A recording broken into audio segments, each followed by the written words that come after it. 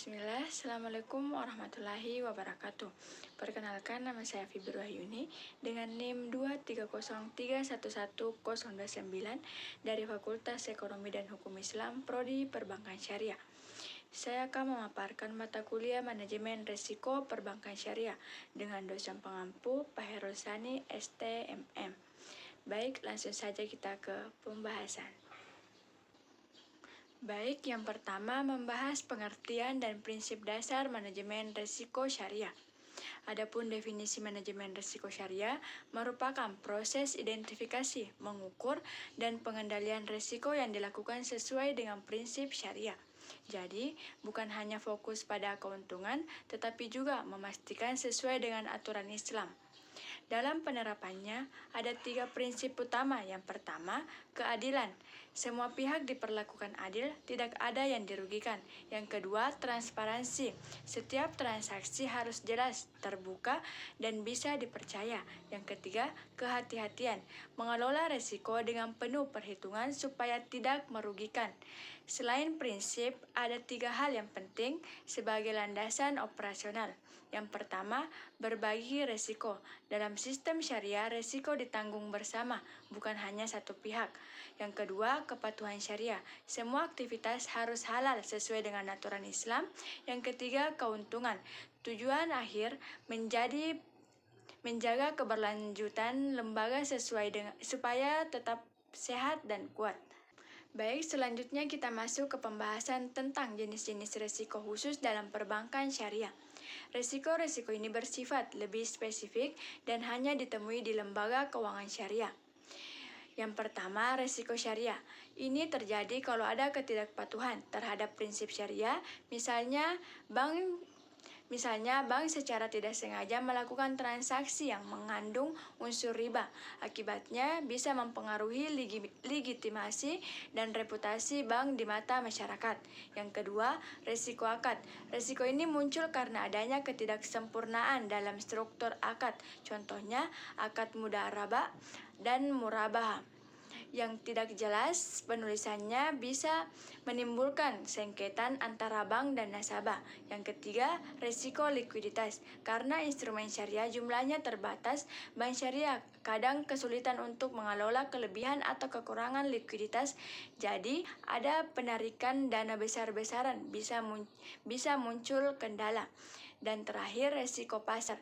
Risiko ini timbul akibat perubahan kondisi pasar yang menyebabkan fluktuasi nilai portofolio, misalnya perubahan harga, likuiditas, nilai aset, dan berdasarkan produk syariah. Baik, selanjutnya kita akan membahas strategi identifikasi dan penilaian risiko dalam perbankan syariah. Yang pertama, identifikasi. Memetakan potensi risiko pada setiap produk dan layanan syariah. Yang kedua, pengukuran. Menghitung risiko dengan metrik yang sesuai dengan prinsip syariah. Yang ketiga, evaluasi. Menilai seberapa besar dampak dan kemungkinan risiko terhadap kinerja bank. Yang keempat, pelaporan.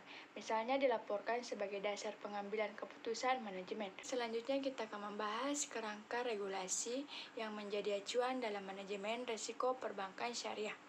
Yang pertama, Islamic Financial Service Board. Ini adalah standar internasional untuk manajemen risiko syariah.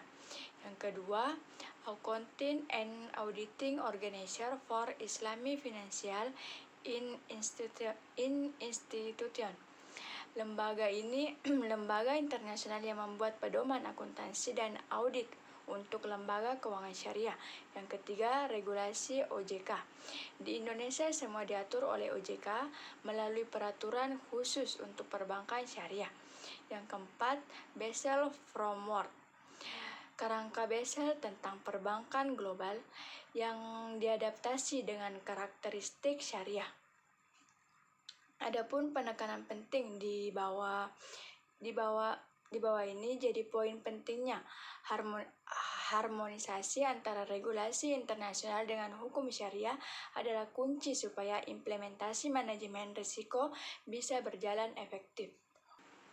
Jadi kesimpulannya, manajemen risiko syariah bertumpuk pada 3 pilar utama: governance dan risk management dan syariah compliance. Ada 5 tahap implementasi, mulai dari identifikasi hingga monitor keberlanjutan dengan target akhir 100% kepatuhan syariah. Rekomendasi ada 3. Yang pertama, perkuat infrastruktur teknologi dengan sistem informasi manajemen risiko syariah terintegrasi. Yang kedua, tingkatan kompetensi SDM melalui pelatihan keberlanjutan bagi risk, offense, dan syariah compliance. Yang ketiga, harmonisasi regulasi, koordinator antara regulator dan industri agar praktiknya seragam dengan efektif. Jadi, intinya manajemen risiko syariah yang efektif hingga bisa tercapai jika teknologi, SDM, dan regulasi berjalan seimbang sesuai dengan nilai-nilai Islam. Itulah tadi hasil pemaparan dari materi tentang manajemen risiko perbankan syariah. Mohon maaf jika ada salah kata. Sekian dan terima kasih. Wassalamualaikum warahmatullahi wabarakatuh.